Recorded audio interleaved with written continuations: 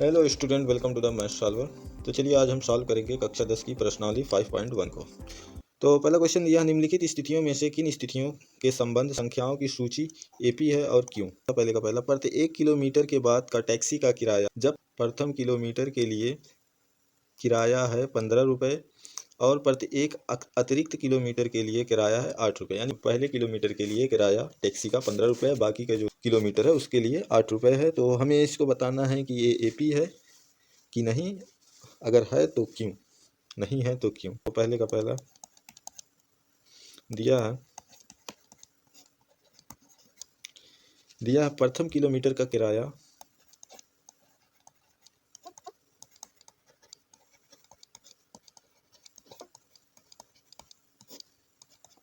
15 रुपये है और उसके बाद हर किलोमीटर का किराया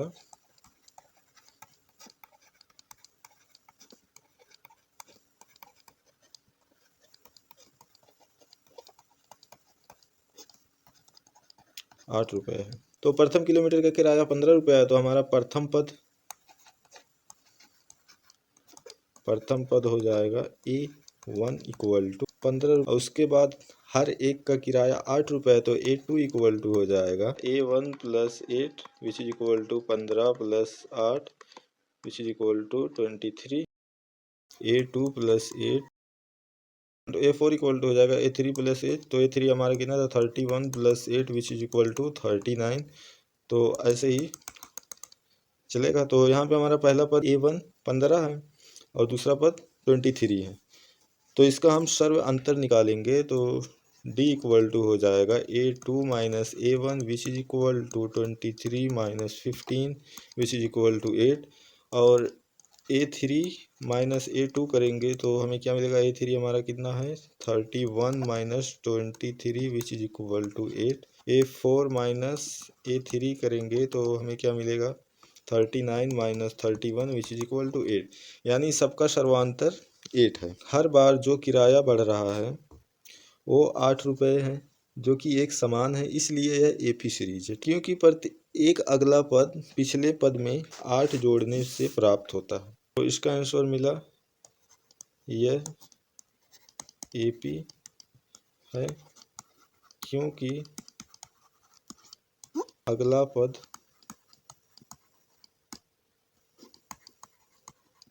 पिछले पद में 8 जोड़ने से प्राप्त होता है। अब आ जाते हैं पहले के दूसरे में। दिया किसी बेलन में उपस्थित हवा की मात्रा जबकि वायु निकालने वाला पंप प्रति एक बार बेलन की शेष हवा का 1/4 भाग बाहर निकाल देता है। इसको हमें बताना है कि ये एपी है कि नहीं। माना शुरू में हवा का वॉल्यूम V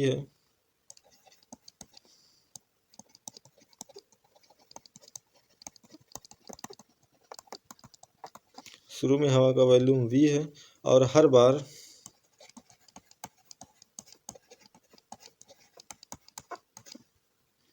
और हर बार 1/4 हवा बाहर निकाल दी जाती है।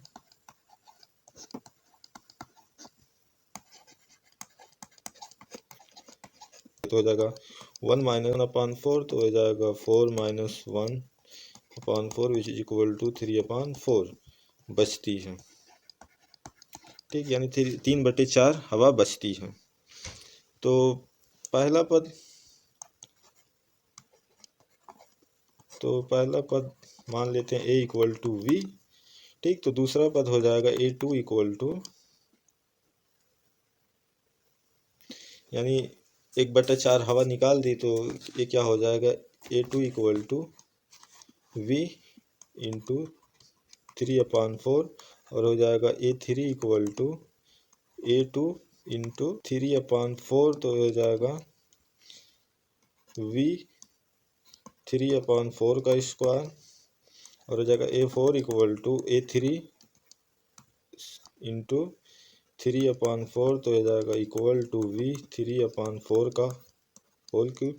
तो इसको ऐसे करते जाएंगे तो हमें अंत में मिलेगा AN equal to V 3 4 n minus 1 जो कि जीपी है। ठीक, तो इसलिए ये एपी नहीं है, तो यह एपी नहीं है। अब पूछा था क्यों नहीं है, क्योंकि इनके जो पद हैं, पहला पद, दूसरा पद, तीसरा पद, इनके बीच का जो सर्वांतर है वो सेम नहीं है। यह सीरीज है v3v/4 3/4 का स्क्वायर v, ऐसे हमारी सीरीज मिली। तीसरे में दिया प्रत्येक मीटर की खुदाई के बाद एक कुएं खोदने में आई लागत, जबकि प्रथम मीटर की खुदाई की लागत 150 मीटर है और उसके बाद में प्रत्येक मीटर की खुदाई की लागत 50 बढ़ जाती है। दिया है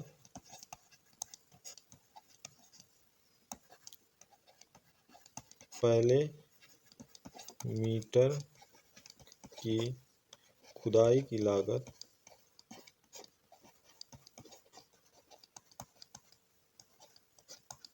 150 रुपया है। तो हमारा पहला पद हो गया A1 इक्वल टू 50, तो A2 हमारा हो जाएगा A1 प्लस, उसके बाद प्रत्येक मीटर की खुदाई में 50 रुपया बढ़ जाती है, तो हो जाएगा 50 विच इज इक्वल टू 200।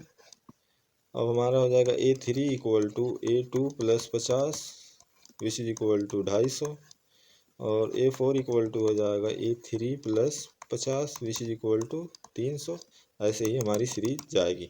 तो हमारे पहला पद क्या मिला 150, और दूसरा पद क्या मिला 200, और तीसरा पद क्या मिला हमें 250, और चौथा पद मिला 300 एंड सो ऑन। तो यह हमारी एपी है।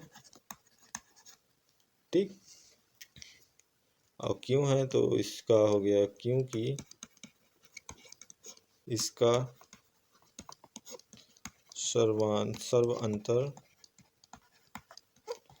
50 है, यानी A2 minus A1 equal to A3 minus A2 है। ठीक, दो पदों के बीच का डिफरेंस सबका बराबर है। पहले का चौथा आप लोग कर लेना, ऐसे ही करना है, और करके कमेंट बॉक्स में बताना एपी है कि नहीं है। मैं जाता हूँ दूसरे पे। दूसरे में दी हुई एपी के प्रथम 4 पद लिखिए, जबकि प्रथम पद ए और सर्वांतर पद निम्नलिखित हैं। यानी हमें प्रथम पद और सर्वांतर यानी डी इक्वल टू दिया हुआ है।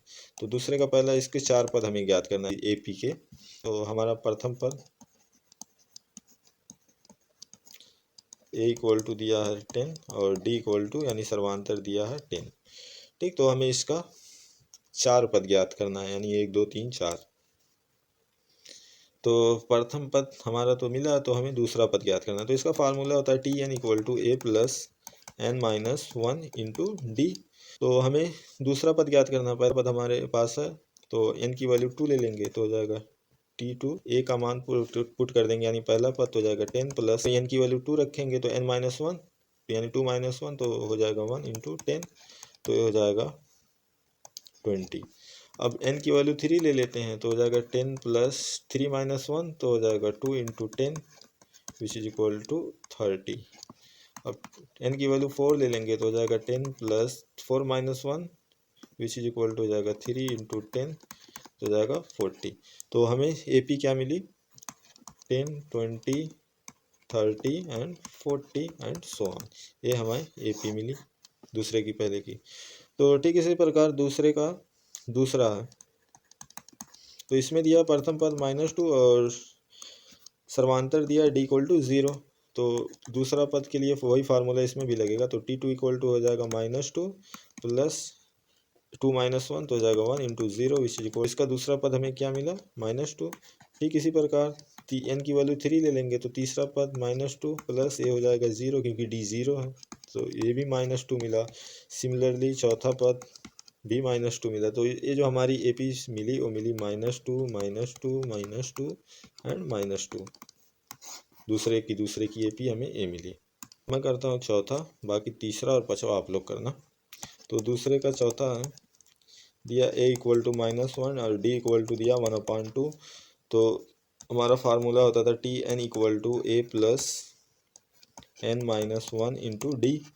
ठीक, तो दूसरा पद हमें खोजना है, तो हो जाएगा n की वैल्यू 2 ले लेंगे, तो हो जाएगा T2 इक्वल टू पहला पद -1 प्लस n की वैल्यू 2 रखेंगे तो 2 माइनस 1 तो हो जाएगा 1 इंटू 1/2।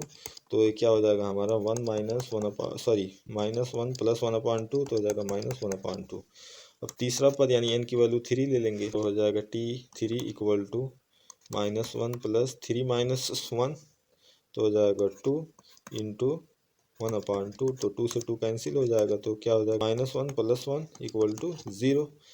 और चौथा पद ज्ञात करेंगे तो n इक्वल टू 4 ले लेंगे तो हो जाएगा -1 प्लस और यहाँ पे हो जाएगा 4 माइनस 1 तो हो जाएगा 3 इंटू 1/2 तो हो जाएगा -1 प्लस 3/2 तो हो जाएगा -2 प्लस 3/2 तो -2 प्लस 3 हो जाएगा 1/2। एपी क्या मिली, पहला पद दिया था -1, दूसरा पद हमें मिला -1/2, तीसरा मिला 0 और चौथा मिला 1/2 and so on.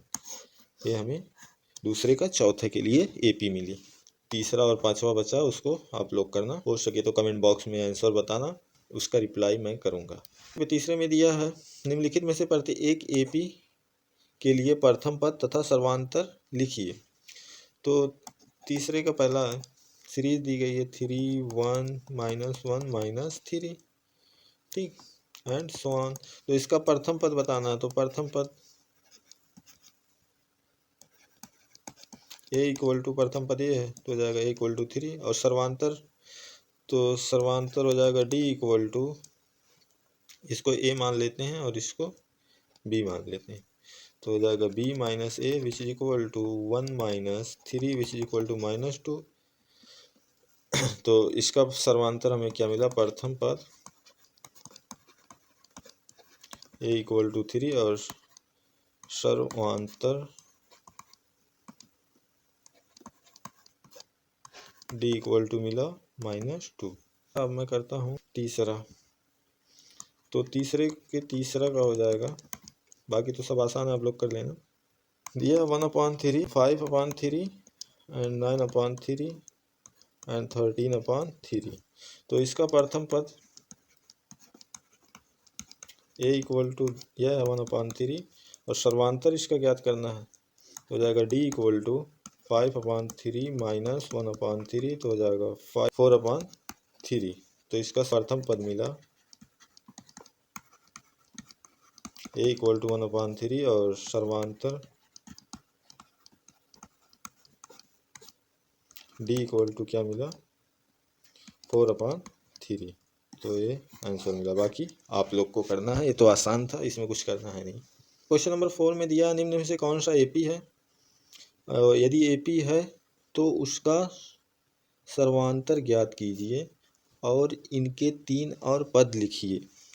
Question number 4 में पार्ट दिया गया 1 2 3, इसको हमें देखना है कि कौन सा एपी है और यदि एपी मिल जाता है तो उसका सर्वांतर ज्ञात करना है और उसके बाद 3 और पद उस सीरीज के लिखने हैं।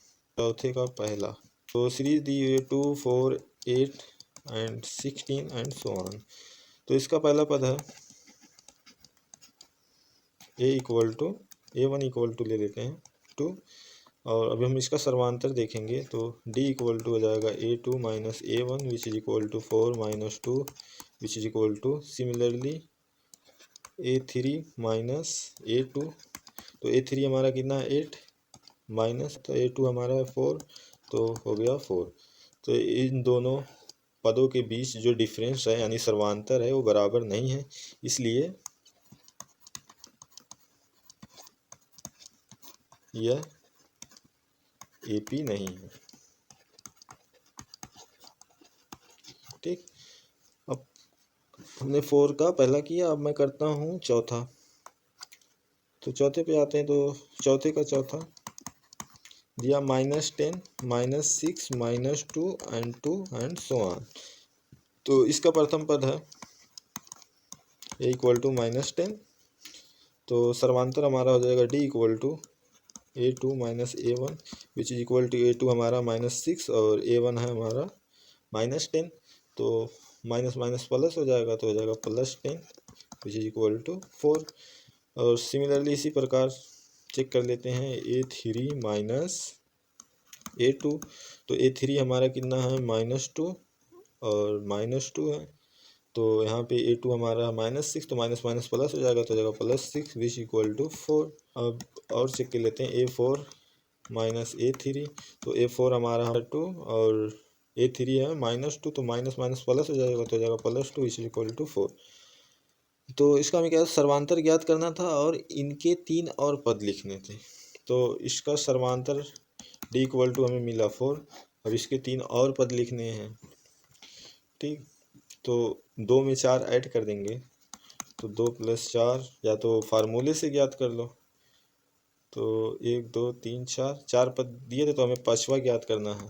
तो पहला पद क्या था -10 और n 5 - 1 which is equal to 4 into सर्वांतर क्या 4, तो हो गया -10 + 16 विच इज इक्वल टू 6। तो पाँचवा पद हमें मिला 6। अब छठवां खोजते हैं, तो हो जाएगा -10 6 - 1 तो हो जाएगा 5 इंटू 4, तो हो जाएगा -10 + 5 into 4 which is equal to 20, तो हो जाएगा 10। तो पाँचवा छठवां पद मिला 10।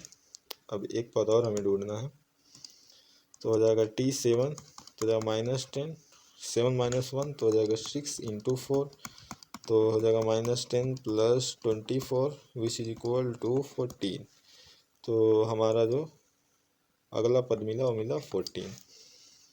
तो चौथे के लिए जो हमारी AP बनी वो बनी -10 -6 -2 2 6 10 एंड 14 एंड सो ऑन। ये हमारी AP बनी।